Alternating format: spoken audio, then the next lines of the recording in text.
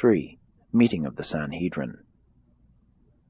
Even though the testimony of this man raised from the dead did much to consolidate the faith of the mass of believers in the gospel of the kingdom, it had little or no influence on the attitude of the religious leaders and rulers at Jerusalem, except to hasten their decision to destroy Jesus and stop his work. At 1 o'clock the next day, Friday, the Sanhedrin met to deliberate further on the question, "What shall we do with Jesus of Nazareth?"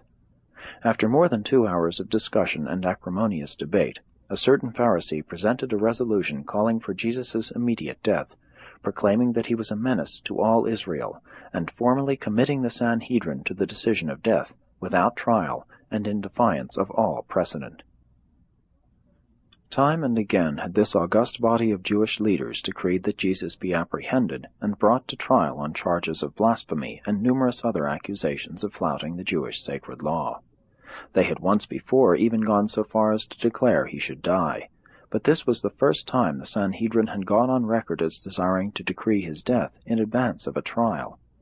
But this resolution did not come to a vote, since 14 members of the Sanhedrin resigned in a body when such an unheard-of action was proposed. While these resignations were not formally acted upon for almost 2 weeks, this group of 14 withdrew from the Sanhedrin on that day, never again to sit in the council. When these resignations were subsequently acted upon, 5 other members were thrown out because their associates believed they entertained friendly feelings toward Jesus. With the ejection of these 19 men, the Sanhedrin was in a position to try and to condemn Jesus with a solidarity bordering on unanimity. The following week, Lazarus and his sisters were summoned to appear before the Sanhedrin. When their testimony had been heard, no doubt could be entertained that Lazarus had been raised from the dead. Though the transactions of the Sanhedrin virtually admitted the resurrection of Lazarus, the record carried a resolution attributing this and all other wonders worked by Jesus to the power of the prince of devils, with whom Jesus was declared to be in league. No matter what the source of his wonder-working power, these Jewish leaders were persuaded that, if he were not immediately stopped, very soon all the common people would believe in him, and further, that serious complications with the Roman authorities would arise, since so many of his believers regarded him as the Messiah, Israel's deliverer.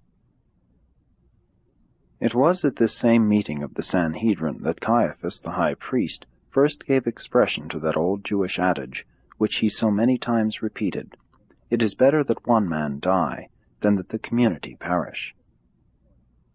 Although Jesus had received warning of the doings of the Sanhedrin on this dark Friday afternoon, he was not in the least perturbed, and continued resting over the Sabbath with friends in Bethpage, a hamlet near Bethany. Early Sunday morning Jesus and the apostles assembled, by pre-arrangement, at the home of Lazarus, and taking leave of the Bethany family, they started on their journey back to the Pella encampment.